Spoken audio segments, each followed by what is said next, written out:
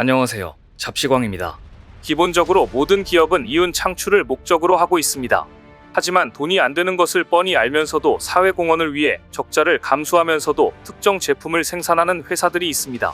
바로 식품업계의 숨은 천사들인데요. 한국 기업 중에서 CJ제일제당, 메일유업 등은 아픈 아이들을 위한 특수분유 및 특수음식을 적자를 감수하면서까지 꾸준히 생산해 오고 있습니다. 특히 메일유업은 1999년부터 25년째 희귀질환을 앓고 있는 아이들을 위한 특수분유 8종을 만들고 있습니다. 메일유업의 특수분유 생산은 김복용 창업자가 단 한 명의 아이도 소외받아서는 안 된다는 유지를 받들어 이어오고 있는 사업입니다. 일반 분유에는 50여 가지 원료가 필요하지만 특수분유는 20가지 수입 원료가 추가로 필요하고 제조 비용도 더 듭니다. 따라서 특수분유를 생산하면 생산할수록 적자가 늘어나 웬만한 의지가 아니고는 이 일을 꾸준히 하기 어렵습니다. 하지만 메일유업은 지금도 특수분유를 추가로 개발하고 화나와 가족을 응원하는 행사도 매년 열고 있습니다. 이 밖에 남양유업과 정식품도 소수의 아픈 아이들을 위해 수익과 무관한 특수식품을 만들고 있습니다. CJ제일제당은 PKU 환자를 위해 저단백 햇반을 만들고 있습니다. 단백질 함유량이 일반 쌀밥의 약 10% 수준인 햇반입니다. 페닐케톤요증 PKU는 선천성 대사질환입니다. 신생아 5만에서 6만 명당 1명꼴로 발병하는 희귀병인데요. 일반 음식을 먹으면 단백질이 분해되지 않고 몸 안에 쌓여 정신지체나 성장장애로 이어져 엄격하게 식이조절을 해야 하는 질환입니다. CJ가 이 햇반을 만들게 된 것은 당시 직원 중 PKU를 앓는 두 딸이 있는 아빠가 비싸고 맛없는 일본산 즉석밥을 매번 공수해서 먹인다는 것이 알려지자 임원들이 연구개발을 결정해 단 7개월 만에 저단백 햇반 국산화에 성공했던 것입니다. 이것은 모두 기업가가 10명이든 20명이든 아픈 이들에게 해줄 수 있는 게 있다면 아끼지 말라는 철학이 있었기 때문입니다. 정식품 창업자인 고 정재원 명예회장은 아픈 아이들을 치료하는데 식품회사의 역할이 중요하다며 몸소 실천에 나섰던 인물입니다. 정 회장은 영아 사망 원인이 선천성 유당불내증이라는 것을 알아내고는 모유나 우유를 못 먹는 아이들을 위해 배지밀을 개발했습니다. 이후 소아 당뇨 신장 질환자를 위한 특수식 그린비아 생산을 계속하고 있습니다. 그런데 질병 때문에 이런 특수식을 먹고 있는 환자들은 기업들이 고맙기도 하지만 한편으론 불안하기도 합니다. 평생 먹어야 하는 제품을 생산하는 기업이 한 곳씩밖에 없기 때문입니다. 현행 모자모건법에 따르면 만 19세 미만 희귀질 환자들은 처방전에 따라 보건소에서 특수분유와 저단백밥을 무상 지원받을 수 있습니다. 다만 추가 부족분이나 만 19세 이후에는 직접 구매해야 합니다. 기업이 특수식 생산을 중단하기라도 하면 당장 먹을 수 있는 음식이 사라지게 되는 건데요. 실제 지난해 저단백밥 공급이 원활하지 않아 물량이 부족한 시기가 있었는데 환자들은 웃돈을 주고 일본 업체의 제품을 구매해야 했습니다. 일본에서 수입하면 가격은 3~4배가량 비쌉니다. 희귀질환자의 삶을 일부 기업의 사회적 공헌에 의존하고 있다는 지적이 오래전부터 제기된 이유입니다. 따라서 기업들이 특수식을 만들어도 적자가 나지 않으려면 우리가 연구개발에 만든 특수식을 해외로 수출해야 합니다. 전체적인 생산량을 늘려서 수익성을 개선해야 한다는 이야기인데요. 국내 특수식 생산액은 세계 시장의 1% 정도인 981억 원 정도에 불과합니다. 하지만 전 세계 특수식 시장은 2021년 기준 약 9조 5천억 규모로 매년 3에서 4% 수준의 성장세를 보이고 있습니다. 한국이 이렇게 생명 존중과 기업의 사회공헌이란 책무를 다하기 위해 애쓰고 있을 때 중국에서는 또 가짜 분유가 등장해 난리입니다. 사실 중국의 가짜 분유 파동은 무려 20년째 지속되고 있습니다.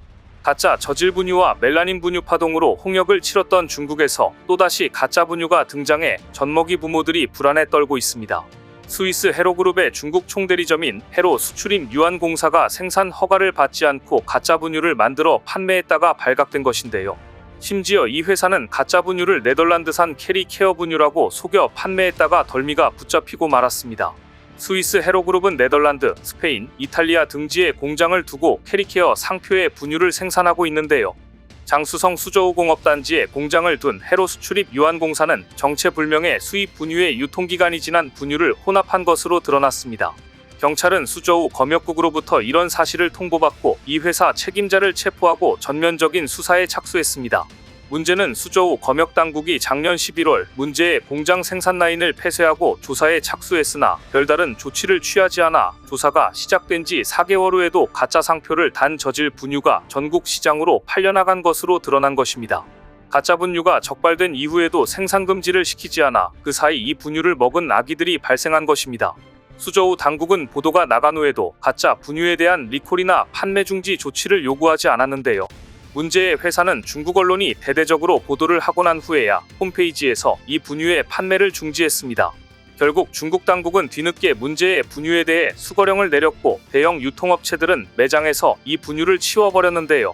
한 상인은 문제의 분유에 대한 판매 중지만 됐을 뿐 다음 조치를 기다리고 있다면서 이미 가짜 분유를 사간 소비자들에게 환불을 해줄지 여부는 아직 결정되지 않았다고 말했습니다.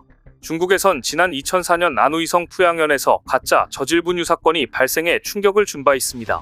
가짜 저질분유를 먹은 아기들이 전국에서 수십 명이나 숨지고 수백 명이 머리가 기형적으로 커지는 대두증에 걸리는 비극적 사건이 있었던 겁니다. 당시 담당 공무원을 96명이나 징계했음에도 불구하고 2008년에는 화학물질 멜라닌에 오염된 분유가 유통되면서 유아 6명이 사망하는 분유 파동이 또다시 일어났습니다. 중국의 가짜 식품은 분유만이 아니었습니다. 2004년 중국 남부 경제 중심도시 광저우에서 고량주가인 50도짜리 가짜 바이주를 마시고 8명이 사망하고 18명의 중독자들이 위독한 상태에 빠지는 사건이 발생했는데요. 당시 문제의 술을 판 업자들은 방부제인 포르말데이드를 물에 희석해 가짜 바이주를 만든 것으로 알려져 엄청난 충격을 주었습니다. 가짜 바이주를 마신 중독자들의 뇌에서는 메틸알코올 농도가 정상의 20배까지 검출됐고 대부분 대뇌세포와 시신경 세포가 손상되어 있었던 것입니다. 2004년 이 사건이 드러났을 당시 대체 이 위험한 가짜 술이 어떤 상표를 붙여 판매됐는지 얼마나 많이 시장에 공급됐는지는 즉각 밝혀지지 않을 정도로 심각한 상황이었습니다. 이후 중국인들은 가짜 식품에 대한 불안감이 커졌고 자국산 식품의 안전성을 믿지 못하는 상황이 되어버렸습니다. 특히 어린아기를 키우는 산모들의 경우 자국산 분유에 대한 불신이 커졌고 따라서 자연스레 외국산 분유를 선택하게 되었습니다. 심지어 중국인들이 미국, 호주, 뉴질랜드 등 외국산 분유를 대량으로 구입하기 위해 홍콩으로 건너가 커다란 문제가 될 정도였습니다. 이처럼 아기들이 사망하고 대두증을 앓는 등 엄청난 파문이 일었는데도 2024년인 지금 또다시 가짜 분유를 만드는 공장이 있었다니 이런 사업자들의 뿌리를 뽑으려면 철퇴를 내려야 하는데 당국이 조사 중에도 버젓이 분유가 유통되고 있었다는 게 더 충격입니다. 이러니 중국 엄마들이 해외에서 분유를 사려고 애를 쓰는 건데요. 특히 중국은 한국산 분유를 신뢰합니다. 더구나 일반 분유를 먹일 수 없는 아기들의 경우 특수 분유를 먹여야 하는데 한국산 특수 분유는 중국에서도 탄탄한 신뢰를 받고 있습니다. 중국 엄마들은 한국에서 특수 분유를 만드는 회사가 있다는 소식을 접하고 중국 당국에 꾸준히 수입을 요청했고 결국 엄청난 희소식이 전해졌습니다.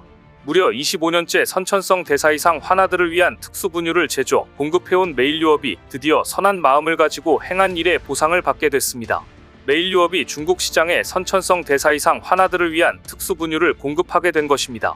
메일유업은 알리바바 그룹의 헬스케어 자회사인 알리건강과 자선사업 파트너십 협약을 맺고 특수 분유인 앱솔루트 MPA 1, 2단계 제품을 중국 시장에 공급하기로 협의했다고 발표했습니다. 현재 알리바바 그룹은 중국의 선천성 대사 이상 환아들을 위한 지원 프로젝트를 운영 중인데요. 이번 협약은 중국 내 안정적인 특수 분유 공급을 희망하는 한 환아 가족의 요청을 계기로 성사됐습니다. 선천성 대사질환자용 특수 분유의 경우 세계적으로 제조사가 매우 드물기 때문에 환아 가족들에게는 정기적인 제품 수급이 매우 중요한데요. 알리바바가 특수 분유 제조업체를 고르던 중 25년 전통의 한국 메일유업을 선택한 것입니다.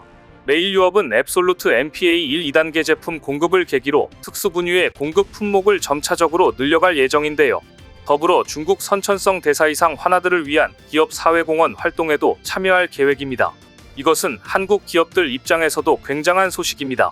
아무리 좋은 뜻으로 사회적 공헌을 위해 특수 분유를 제조해 왔지만 거대 시장인 중국에 수출이 되면 수익성이 훨씬 개선될 전망이기 때문입니다.